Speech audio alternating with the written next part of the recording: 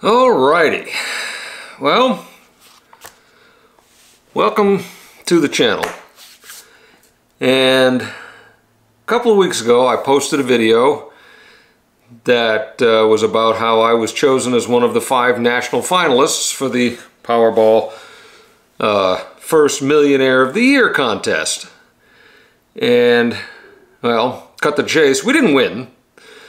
But we had a 1 in 5 shot at winning $1 million on Dick Clark's New Year's Rockin' Eve with Ryan Seacrest this year.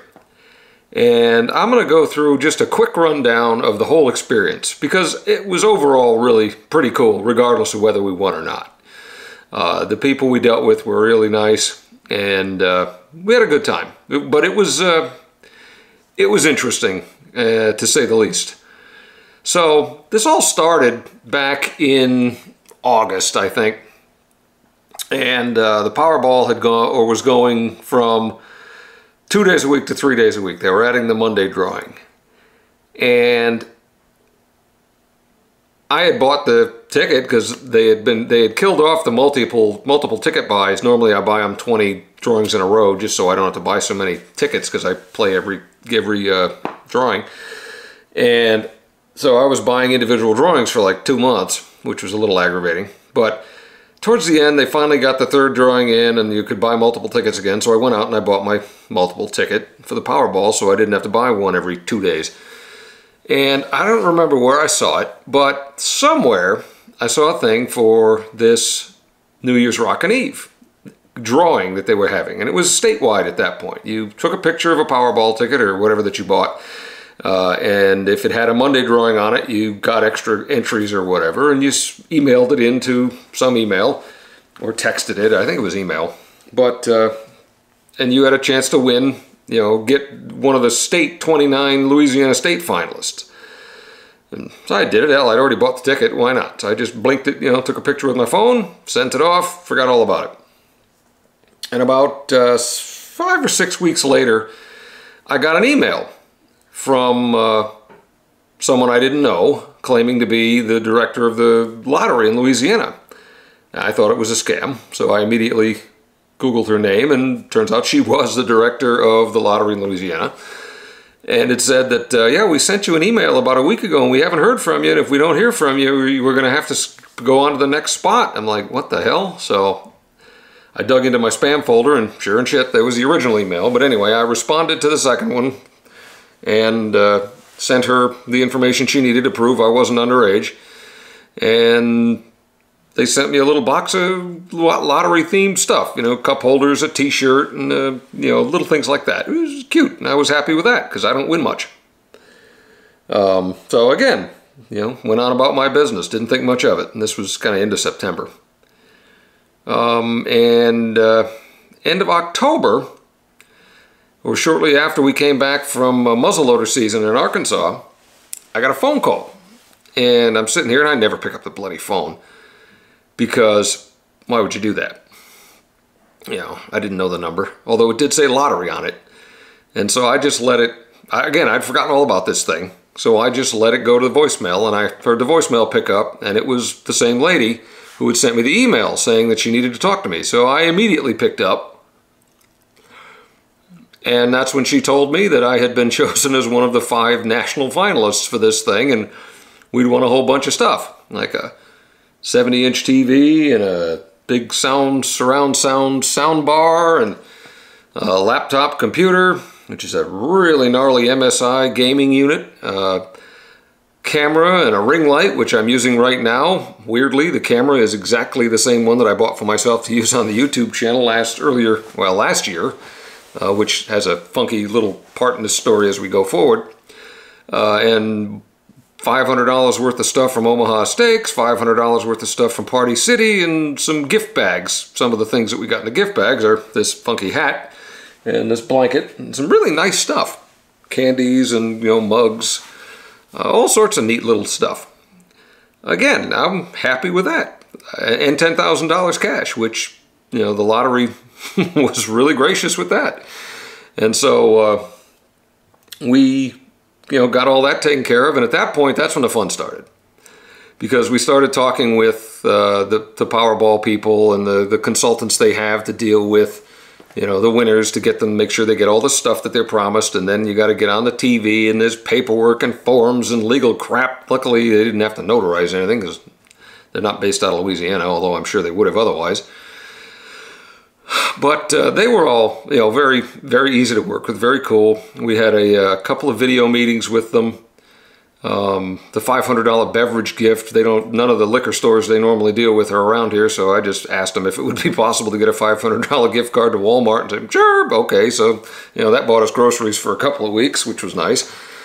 And, you know, we started planning a party. Hell, they're giving you all this decorations and booze and everything. Now, man, we're going to have a party. So we talked to some people in Arkansas that we know, good friends with, in Texas and Louisiana, and people I work with, people Mona used to work with. And yeah, we were going to have a party you could see from space, and to celebrate this on the night that this was all going down, at least, or so we thought. And I remember, not too late into the process, maybe a week into December. December 1st was the day they announced it, so that's when we started having the discussions with all of the people related to the TV show and the prizes and stuff. And I remember when the consultant had sent me an email and asked us how many people were going to be at the house during this thing. And I said, well, if we're lucky, 50 or so. And he immediately responded,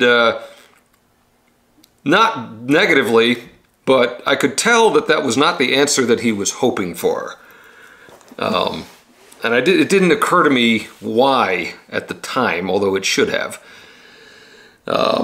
So we had finally our first face-to-face meeting with the producers, and they were very nice. You know, one of the people we talked to has been like a VP of some sort for Dick Clark Productions for 15 years, and you know, the other people we talked to they were all very, very nice. Pleasant, but they basically said that you're not allowed to have, because of the COVID rules, that since our house was going to be considered a movie or you know, a television production studio or set or whatever, that they had to follow the full, you know, Actors Guild, whatever, TV COVID union rule stuff.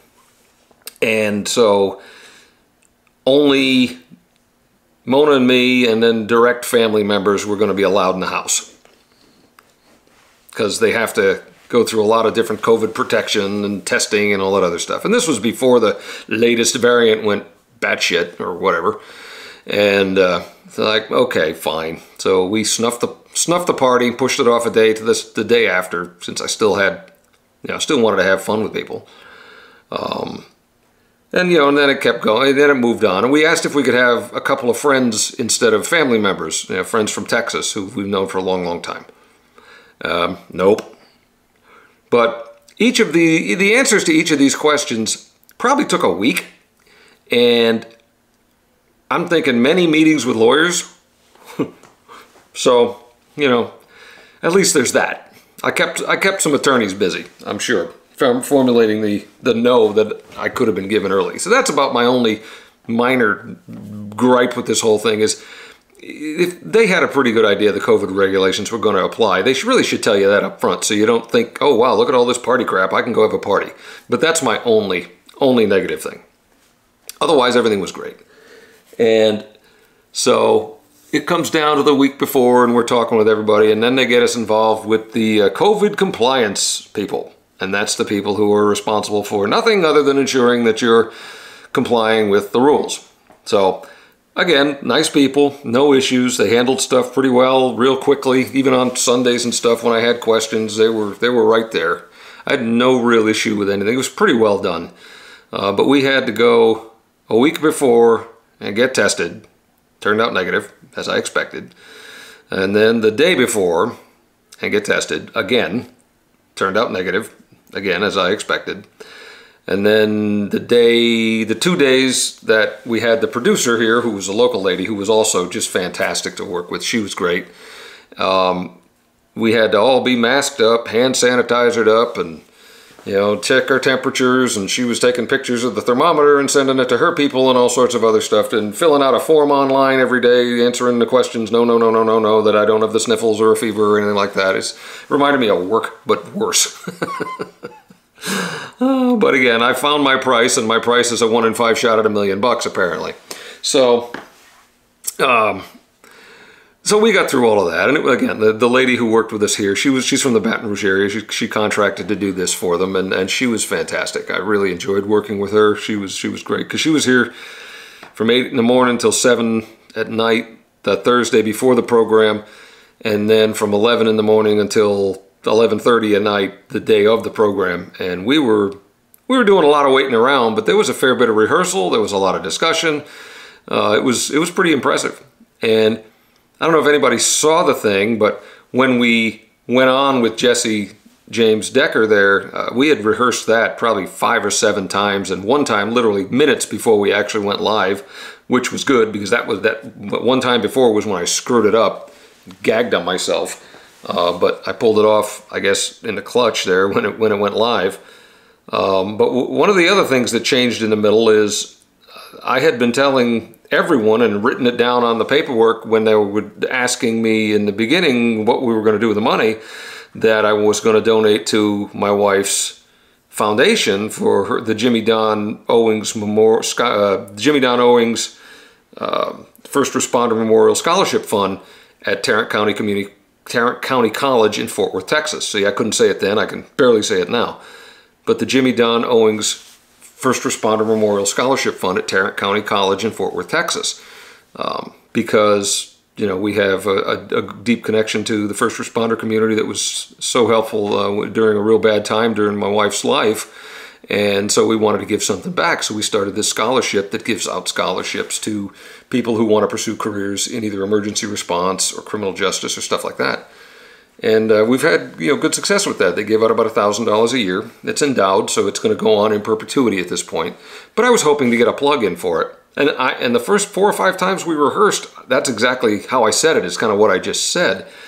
And then the second morning there, the morning of Friday, the people in Hollywood or wherever they were, or New York, that were talking into our producer's ear asked for the full name of the scholarship. And I told her, I texted it to her, and about an hour later she said they came back and said I can't say that. I couldn't use the name. So, which is why it ended up being what it is. I guess you know, if you're not paying for advertisement, they're not going to let you do it. And again, I probably wasted another $5,000 worth of attorney's fees. So I'm thinking I probably cost them about 10 grand worth of attorney's fees with all of the stuff that I tried to do that they wouldn't let me. But hey, what you going to do? I got my money's worth. But I kind of expected it, and it was really something. It was interesting, you know, seeing Jesse Decker and Ryan Seacrest the day before, kind of in street clothes and not full makeup and all that, doing their shtick, practicing it a few times, changing things up, moving the spots around, watching them in the background, moving the stage and changing things. It was something, and but. Yeah, so in the end, I mean, that was kind of how it went. And like I said, we had a good time. It was rather interesting. I'm definitely going to enter it again next year just because I want to win again so I can you know, get my other 1 in 5 shot. Probably unlikely, because it was fairly unlikely that I hit it this way. I mean, it was 29 people out of Louisiana, and from what the people at the Louisiana lottery were telling me is the states get the number of entries into this thing is based on sales across the whole state.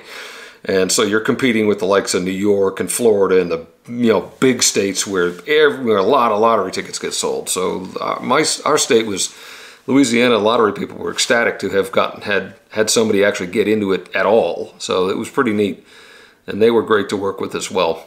So I guess that's about it. In the end, it was neat. Well, we didn't win, so I'm still going to be making YouTube videos because I'm still broke. And we're going to go on from there. But you know, I guess I'll have to say again, Happy New Year to everybody. If you did watch, thanks. If you didn't, you know, if you go back and look it up on on your Roku or whatever, it's kind of interesting. We were on at, I think, 9:20 Central Time, so 10:20 Eastern, and then at about 10 or 15 minutes after midnight during the program, of Eastern Time, or 10-15 minutes after 11 Central. It's pretty, it was interesting. So my wife was really freaking out. She was nervous. I wasn't, because honestly I didn't expect to win, because hey, 1 in 5 odds is still odds. But anyway, well, we will talk to you all later. Hope you're having a good January. Happy New Year, and we will see you soon.